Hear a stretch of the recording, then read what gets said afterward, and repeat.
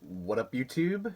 Ed coming back with a mail day recap video. I hope everyone out there is doing well. This weekend is the Philly show, so I'm hoping to get there on Saturday. Probably going to get there late afternoon, and the YouTube get together is going to be held at the Hilton Garden Inn, which is pretty much walking distance from the place where the Philly show is held. So if you're there on Saturday, please stop by. Cardboard Coach Neil hosts it along with Ray from Philly. They do a fantastic job. The last meetup was an incredible time, and I think more people will be there because the March show is usually more busier than the December show, and the guest list for this Philly show is pretty insane. They just announced one of the all-time greats, one of the best players of the '90s, Frank Thomas, the Big Hurt, the legend. So he was just announced today. So it's kind of crazy the guest list for the Philly show in the last couple shows. So really looking forward to it, and should be another incredible Philly show experience. So let's get into the pickups. Got a couple additions here. Um, First, I'm going to start off with a card I did not know existed, so I want to give a big shout out to Mike O. Me and Mike collect the same. We're both passionate Phillies collectors, and he showed off a card in his video that, again, didn't know about, so it got on my radar. This was just released last year, or, yeah, 2025, Topps Chrome. This is an insert set. These are the Cooperstown cards, numbered out of 150, so only 150 of these, and it is of Hall of Famer Dick Allen. Oh, the glare is brutal. Here we go.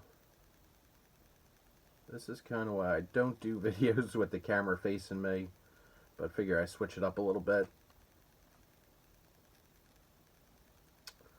But there we go. Dick Allen, Call to the Hall, Chili Dog MVP, Hall of Famer, numbered out of 150.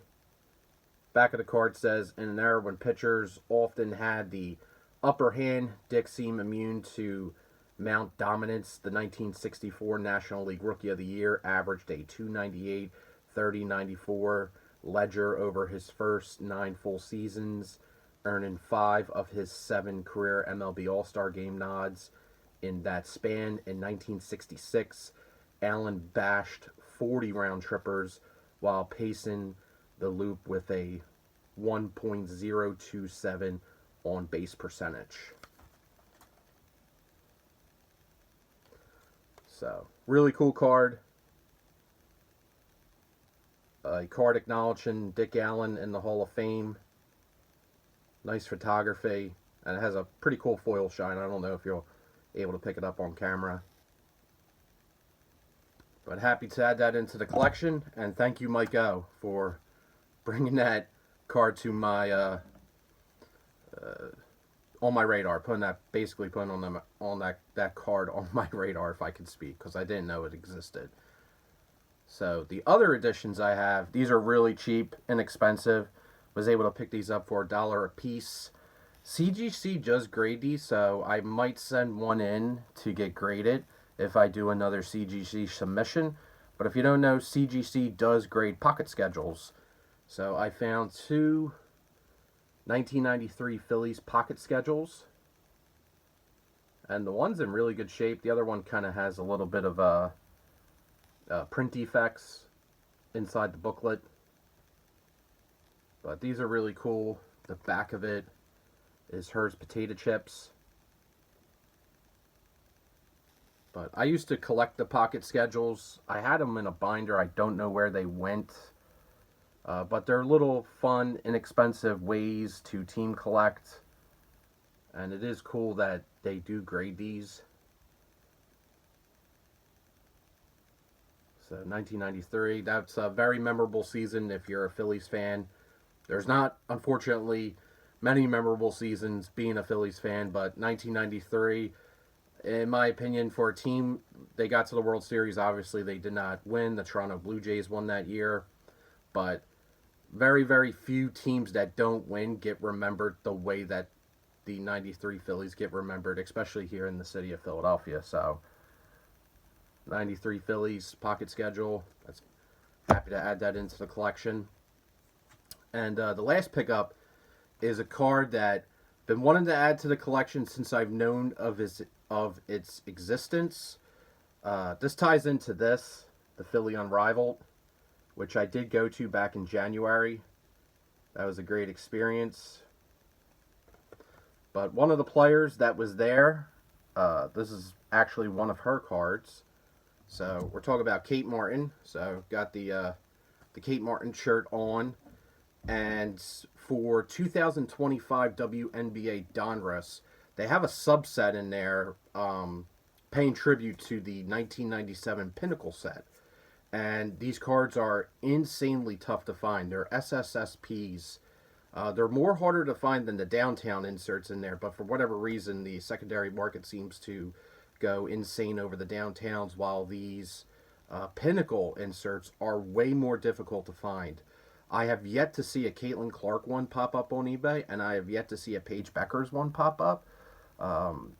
I've only seen one Sabrina Ionescu, a couple Asia Wilsons, a couple Kelsey Plums, but obviously trying to get Kate Martin. So there was two Kate Martins that popped up. One raw went for like $250, and then the first one that hit went for like $175 somewhere, or $160, somewhere around there. There was a third one that got listed by actually PSA, and it was a PSA 9, and I put a large bid in, a large bid for me in within the final seconds, and couldn't believe what I won the card for. I won it for less than what it's sold for raw, which I guess since it was in a PSA 9, I guess people were scared away. I don't know. It just didn't make sense to me why it sold for so much less, especially when it's a very, very difficult card to come across. But without further ado, here it is. So this is the retro Pinnacle Kate Martin from 2025 WNBA Donruss. These cards are really cool. It has like a 3D effect on the card. You can kind of see it there. If the glare wasn't so trash, you can kind of see the effect there.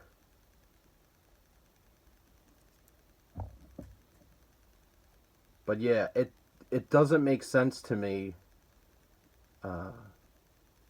why people go bonkers over the downtowns. I guess just name or whatever. But this is such, in my opinion, it's just a really, really cool subset. I would love to try to complete the set. There's 15 cards total. But, one, it's going to be super expensive. And two, who knows if they'll all pop up. The Caitlin Clark one has, like I said, has yet to come up. And I'm sure that's just going to be stupid expensive. Well out of my range. So, not even going to attempt to even try to get that. But I would definitely like to try to get the Sabrina Ionescu, probably the Asia Wilson, and I think Maya Moore's in this set. I saw a couple of hers pop up. But just an awesome card. Not numbered. Maybe that's the reason why they're not numbered. People always need a number on everything. But very, very tough to find. Very, very super tough to find card.